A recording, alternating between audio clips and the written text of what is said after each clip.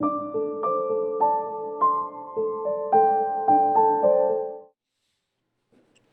texto do sermão é da primeira carta de João, capítulo 4. E vamos ler 1 João 4, versículos 7 a 12.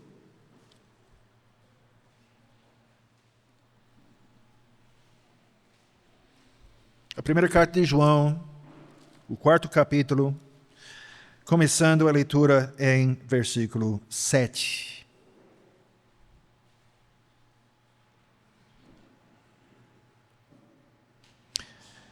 E assim diz a palavra de Deus aqui: amados, amemo-nos uns aos outros, porque o amor procede de Deus. E todo aquele que ama é nascido de Deus e conhece a Deus. Aquele que não ama não conhece a Deus, pois Deus é amor. Nisto se manifestou o amor de Deus em nós, em haver Deus enviado o seu Filho unigênito ao mundo para vivermos por meio dele. Nisto consiste o amor, não em que nós tenhamos amado a Deus, mas em que ele nos amou e enviou o seu Filho como propiciação pelos nossos pecados. Amados, se Deus de tal maneira nos amou, devemos nós também amar uns aos outros. Ninguém jamais viu a Deus. Se amarmos uns aos outros, Deus permanece em nós e o seu amor é, em nós, aperfeiçoado. Até aqui a leitura da palavra, e nós vamos focar a nossa atenção no sermão, no versículo 12. Ninguém jamais viu a Deus. Se amarmos uns aos outros, Deus permanece em nós e o seu amor é em nós aperfeiçoado. Que Deus abençoe essa leitura da sua santa e perfeita palavra e também a pregação dessa mensagem da palavra de Deus. Amada congregação do nosso Senhor Jesus Cristo, a população da cidade de Campinas é um pouco de 1 milhão de pessoas. E dessas 1 milhão de pessoas, há cerca de 100, eu não sei exatamente, 100 mais ou menos, a congregação aqui está crescendo, que frequentam a igreja reformada. Eu não sou muito bom em matemática. Nós não aprendemos a matemática no seminário, mas eu sei que essa é uma porcentagem muito pequena. Então, nós pensamos, como nas igrejas reformadas, nós pensamos como nós podemos alcançar outras pessoas. Nós queremos crescer. Seria muito bom crescer ao ponto de ter que buscar novo prédio maior, então começar novas congregações, plantar novas congregações e encher essa cidade e essa região com cristãos reformados. Isso deve ser uma das nossas orações centrais, fundamentais, nosso alvo, nossa esperança. Mas como nós podemos deixar nossa luz brilhar na nossa comunidade? Como podemos nós, um grupo, em comparação com outras igrejas, um grupo tão pequeno, como nós podemos causar um impacto aqui em Campinas? Muitas vezes na igreja nós pensamos em programas de evangelização e alcance que poderíamos implementar. Nós sabemos as técnicas das seitas, porque nós vemos e experimentamos essas coisas. E as seitas têm crescido muito. Vemos o que fazem. Batem as portas nos bairros, ficam nas esquinas com suas revistas, tentando atrair pessoas com essa literatura. Mas o que é que nós devemos fazer para servir como a luz do mundo que fomos chamados a ser? Para ser essa cidade edificada sobre o monte que o Senhor Jesus, nosso Salvador, nos fez. Vamos abrir nossas Bíblias a Mateus capítulo 5, o Sermão do Monte, o início do Sermão do Monte, Mateus capítulo 5.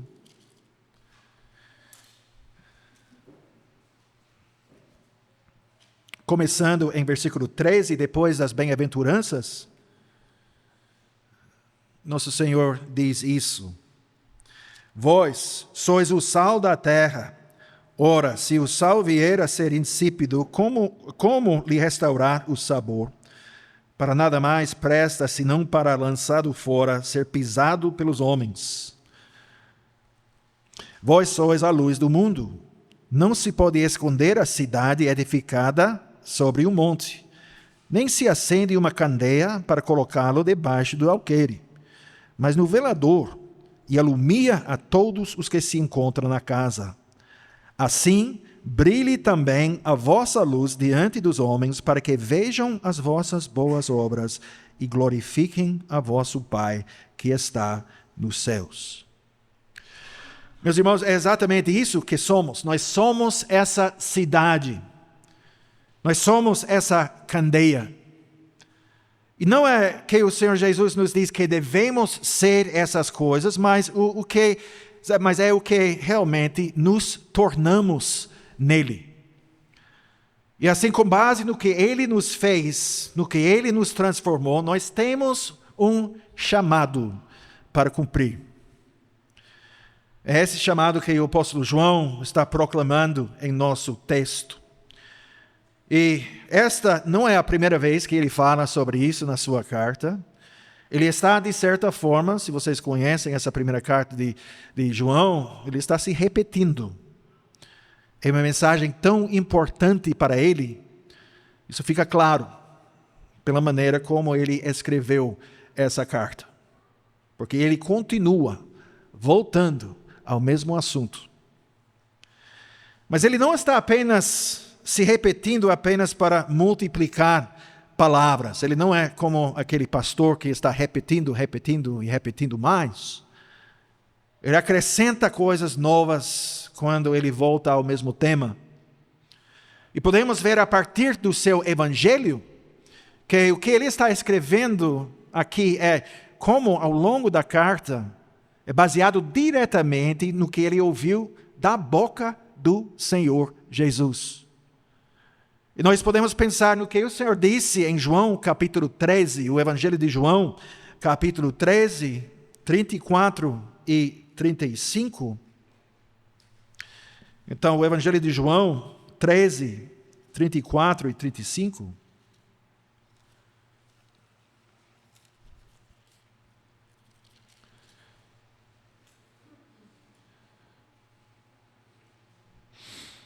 João 13, 34. Jesus diz: Novo mandamento vos dou, que vos ameis uns aos outros, assim como eu vos amei, que também vos ameis uns aos outros. Nisto conhecerão todos que sois meus discípulos, se tiverdes amor uns aos outros. Então, vou repetir essa última frase. Nisto conhecerão todos que sois meus discípulos, se tiverdes amor uns aos outros. Então, meus amados irmãos, se pensarmos em nosso testemunho para o mundo, e como vivemos como a luz do mundo, nossa capacidade de debater teologia não é o meio pelo qual as pessoas saberão que somos discípulos de Jesus Cristo.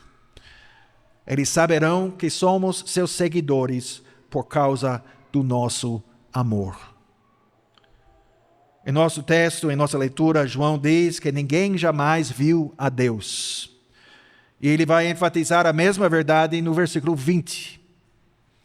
E nesse versículo ele faz uma pergunta: como podemos amar a Deus, a quem não vemos, se não amamos nossos irmãos, a quem vemos? O fato é que é muito fácil declarar nosso amor de um Deus que nós não vemos.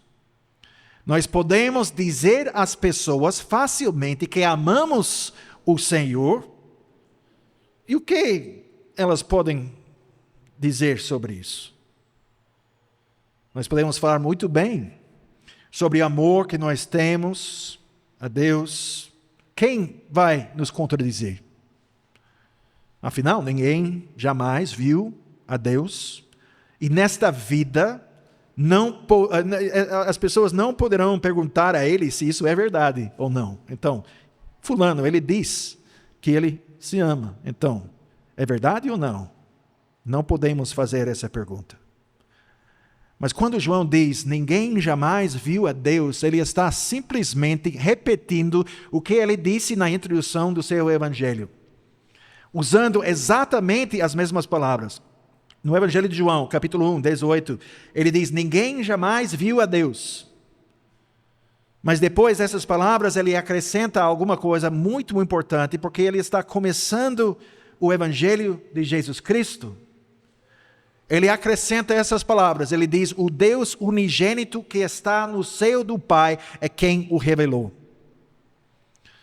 Como o apóstolo Paulo disse em Colossenses 1:15, esta é a imagem do Deus invisível, o primogênito de toda a criação. Em João 6:46, o Senhor disse ao povo, não que alguém tenha visto o Pai, salvo aquele que vem de Deus, este o tem visto.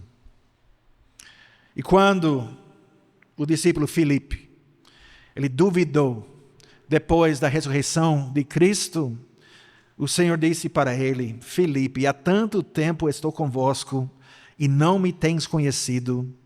Quem me vê, a mim, vê o Pai. Como dizes tu, mostra-nos o Pai. João 14, versículo 9. Nós sabemos, irmãos, que o Senhor Jesus, ele veio a esse mundo para oferecer a sua vida como o perfeito sacrifício pelo pecado. Mas a sua encarnação, a sua vinda a esse mundo, assumindo a carne humana, exercendo o seu ministério público ao longo daqueles 3 anos com seus discípulos. Esse ministério, essa encarnação serviu também outro propósito. E mais uma vez nós podemos ver a graça de Deus nisso. Porque Deus lida conosco em nossa fraqueza, com nossas limitações. Ele se lembra que nós somos pó, Salmo 103. Porque Jesus veio a este mundo para revelar o Deus eterno, o Deus invisível, o Deus transcendente, de uma forma que nós, seres humanos, limitados, fracos, possamos compreender. De uma forma com a qual possamos nos relacionar. Deus se fez homem para se revelar plenamente ao seu povo. Aquele que viu Jesus, viu Deus. Os discípulos, eles, homens privilegiados, que se sentaram sob a pregação do Senhor Jesus, aqueles 3 anos, viveram e caminharam com Ele, experimentaram a presença direta do Deus Todo-Poderoso e ouviram a voz do Deus Todo-Poderoso de forma audível e direta. Este, como os evangelhos dizem, este era Emanuel, Deus conosco. Quem me viu, ele diz, viu o Pai. E essa é uma realidade surpreendente e temos que notar isso. Porque no Antigo Testamento nós lemos sobre pessoas que experimentaram as aparições do anjo do Senhor, que sabemos ser o Senhor Jesus antes da sua encarnação. Muitas vezes nós encontramos pessoas no Antigo Testamento expressando medo e, na verdade, expressando terror. Porque ninguém pode ver Deus e viver. Essas palavras são repetidas muitas vezes no Antigo Testamento. No entanto, dessa forma, nessas aparições do anjo do Senhor, essas pessoas experimentaram a presença do Senhor de uma forma real. E essas pessoas foram capazes de fazer isso sem serem destruídas. Mas elas sabiam muito bem, e eles fizeram essa confissão, que Deus é um fogo consumidor, que nenhum ser humano pecador pode permanecer em sua presença e sobreviver. Mas então, houve a encarnação. Jesus veio ao mundo. Deus mesmo entrou no tempo, no espaço, como um ser humano. E Jesus revelou a plenitude da glória de Deus, de suas perfeições, seus atributos. E ele revelou centralmente e fundamentalmente o amor de Deus. Deus é amor, como João diz. E Deus amou o mundo de tal maneira que deu seu Filho unigênito para que todo aquele que nele crê tenha a vida eterna. Durante a encarnação, Deus revelou o seu amor em Jesus Cristo de uma forma pessoal, de uma forma compreensível ao seu povo. Ele revelou a sua glória, andando com os homens, vivendo com os homens, conversando com os homens, comendo e bebendo com os homens, amando eles. Eles não foram destruídos. De fato, eles foram abençoados. Foram abençoados além de qualquer medida. O Verbo se fez carne e habitou entre nós e vimos a sua glória. Ele revelou o amor do Pai, entregando a sua vida por seus amigos. Então vamos voltar ao versículo 12, nosso texto de capítulo 4 de 1 João. Ninguém jamais viu a Deus, mas se nos amarmos uns aos outros, Deus permanece em nós. Isso nos leva de volta ao que eu disse na introdução a esse sermão. Nós somos relativamente um pequeno grupo de cristãos reformados, vivemos no meio de mais de 1 milhão de pessoas. Como nós podemos fazer com que a nossa presença seja sentida nessa cidade? Como nós fazemos isso? Nós fazemos isso mostrando às pessoas o Senhor Jesus. Ele revelou o Pai, é nosso chamado, é nosso dever revelá-lo ao mundo. Ele é a revelação perfeita do amor do Pai por seu povo, e nós somos chamados a servir como uma revelação dele. Então, quando as pessoas nos veem, elas devem ver Jesus. Quando veem como vivemos juntos, como nós amamos uns aos outros, elas devem ver Jesus. Elas não veem Deus literalmente, fisicamente, mas elas nos veem. E quando nos veem, é o Senhor Jesus e o seu amor que eles têm que ver. Portanto, considerando a nós mesmos, considerando as nossas vidas, a maneira como nós vivemos, como a comunhão dos santos, no vínculo do amor que nós temos com Deus e uns com os outros, como é que nós vivemos? Quando as pessoas veem a Igreja Reformada de Campinas, elas veem Jesus. Elas veem algo muito diferente em nós, em nossa comunidade, a comunhão dos santos. Elas veem algo muito diferente do que veem outras pessoas. É óbvio para o mundo ao nosso redor, a nossa comunidade, a nossa cidade, o nosso bairro, nossos vizinhos, que nós somos seguidores de Jesus Cristo, do Senhor, porque amamos os irmãos como o Senhor Jesus nos amou, nos ama. É especificamente sobre isso que João está falando aqui. Ele não está falando sobre amor por todas as pessoas em geral. Ele está falando especificamente sobre o amor que nós temos por nossos irmãos e nossas irmãs.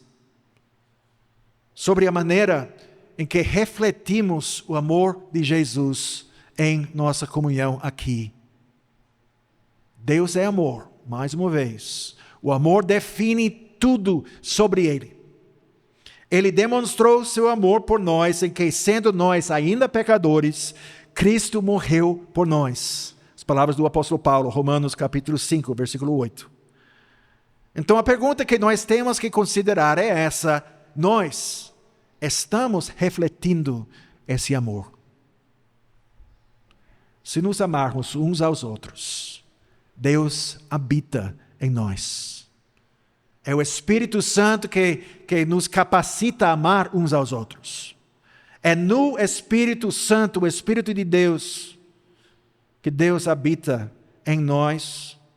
E por meio da sua obra em nossas vidas, seu amor, por meio disso, João diz, o amor de Deus é aperfeiçoado em nós. E é sempre importante entender o que significa a palavra aperfeiçoado. O amor sendo aperfeiçoado. Não significa a perfeição moral. Não significa a ausência do pecado, uma impossibilidade nessa vida. A palavra literalmente significa alcançar o propósito ou a meta para algo. Nós ouvimos ao longo da primeira carta de João, que a vida cristã nunca pode ser estática. Nunca podemos, em outras palavras, nunca podemos ficar parados. Estamos no caminho. Nós precisamos progredir. Porque se não progredirmos, estaremos de fato regredindo. Se não estivermos crescendo em santidade, se não estivermos crescendo em obediência, se não estivermos buscando ativamente fazer essas coisas, crescer em direção ao objetivo da perfeição, da completude, da maturidade, então estamos indo na direção oposta, na direção errada. Continuamos sendo, como o autor de Hebreus diz, continuamos sendo como crianças, necessitadas de leite e não de alimento sólido. Portanto, à medida que progredimos, que trilhamos essa caminhada cristã, o caminho da vida cristã, nós precisamos avançar em direção a esse objetivo e fazer tudo o que for necessário para alcançá-lo, a maturidade. Precisamos pensar nisso. Precisamos considerar seriamente como aplicamos isso em nossa vida. Como é que podemos crescer em amor? Como é que nós podemos expressar esse amor? O que nós precisamos fazer para que esse amor de Deus contribua para o seu verdadeiro objetivo? Nossa maturidade, nosso crescimento à imagem de Cristo. Em primeiro lugar, nós precisamos considerar a pergunta que nós fizemos anteriormente. Temos que nos perguntar: as pessoas sabem que sou cristão porque veem a maneira como eu amo meus irmãos e as minhas irmãs em Cristo? Meus vizinhos veem que minha prioridade número 1 na vida é demonstrar esse amor, viver esse amor? Veem isso? Se não, o próximo passo necessário, essencial, é nos arrepender. Porque se não estivermos demonstrando o amor que devemos, estamos vivendo em pecado. E de fato, viver em pecado é viver em rebelião contra Deus, o Deus que nos ama. Então nós precisamos, em primeiro lugar, buscar a Deus e buscar a capacidade e o poder que só vem dele. E depois disso, depois de confessar nossos pecados e depois de nos arrepender, o que então? Não é que devemos esperar até sentirmos algo se movendo dentro de nós, alguma atividade estranha, incomum em nosso coração que mostre que Deus está fazendo algo dentro de nós. Não. Não é isso. que nós devemos fazer? Devemos nos levantar e fazer algo. Então, em 1 João, nós ouvimos que o amor verdadeiro é amor mostrado, demonstrado em ações. Então, nessa carta, nós ouvimos como as ações falam mais alto do que palavras. O amor genuíno é demonstrado por meio das nossas ações, não apenas por nossos sentimentos, não apenas por nossas palavras. Se olharmos honestamente para nossas vidas e virmos que o amor por nossos irmãos e irmãs está faltando, nós precisamos fazer um esforço deliberado para demonstrar esse amor, para tornar esse amor evidente em nossa vida. Eu não posso dizer, sou pastor visitante, e não posso dizer a cada um de vocês exatamente como fazer isso em suas circunstâncias individuais. Eu não posso dizer, faça isso e depois faça aquilo. Então, fulano, você tem que fazer isso. Beltrano, você tem que fazer aquilo. Eu não posso dizer isso. Isso é algo que vocês têm que desenvolver dentro de nós mesmos, na sua própria vida. Mas não é algo que você pode simplesmente esperar passivamente. Pense nisso. Uma maneira prática de aplicar o que vocês acabaram de ouvir. A partir de amanhã e durante essa semana que vem, até a próxima vez, quando nos reunimos para adorar Deus no próximo domingo, quais passos eu vou tomar? Temos que fazer essa pergunta. Quais passos eu vou tomar para demonstrar amor aos meus irmãos e irmãs? Como eu vou fazer isso de uma maneira prática? E bem, não precisa ser algo extraordinário. Não precisa ser nada chamativo que atraia muita atenção. O amor se demonstra nas pequenas coisas da vida, na vida diária, nas atividades regulares da igreja e da vida, e a nossa vida fora da igreja, dos tempos em que estamos reunidos. Mas o fato é, o amor genuíno exige algo de vocês. É uma obrigação. Isso significa que exige esforço. Mas quando você coloca seu plano em prática, você vai experimentar algo verdadeiramente glorioso. O amor de Deus sendo aperfeiçoado em você. E então, à medida que todos crescermos dessa maneira, crescendo juntos, crescendo na unidade do amor, nessa unidade de propósito, o mundo vai ver, o mundo vai saber que nós somos seguidores de Jesus Cristo. Nossos próximos, nossos vizinhos vão saber que nossa fé é a fé verdadeira.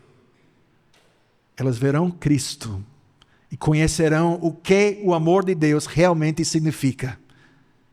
Porque vão ver tudo isso em nós. Meus irmãos e irmãs, quando nossos vizinhos nos virem, quando virem a igreja reformada em Campinas, devem ver clara e distintamente o Senhor Jesus Cristo e a sua presença na nossa comunidade. Nós somos os representantes de Cristo. Ele nos amou primeiro. E por isso, e só por causa disso, nós o amamos e amamos uns aos outros. Ele se entregou por nós.